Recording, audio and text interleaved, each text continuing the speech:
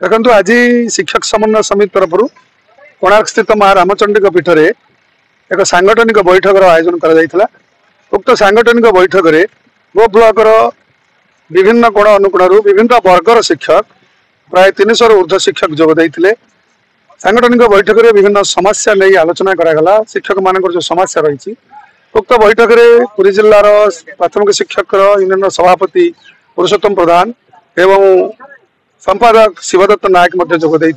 वरिष्ठ शिक्षक भाव में उपदेष्टा मंडल बहुत शिक्षक शिक्षक जोगदे सीमाटिक ex cadre NPS regular teacher अवसरप्राप्त शिक्षक समस्त शिक्षक मान जोगदे बैठक टी विशेष भाव में सफलतार सहित शेष होती। उक्त बैठक में विभिन्न वर्गर शिक्षक मान समस्या उत्थापन करते तार कि समाधान कर संबंध में आलोचना होता एवं समस्त शिक्षक माने मतामत रखी आउ संघ तरफ तार समाधान विशेष भाव में समाधान करने आश्वासन दी जाता।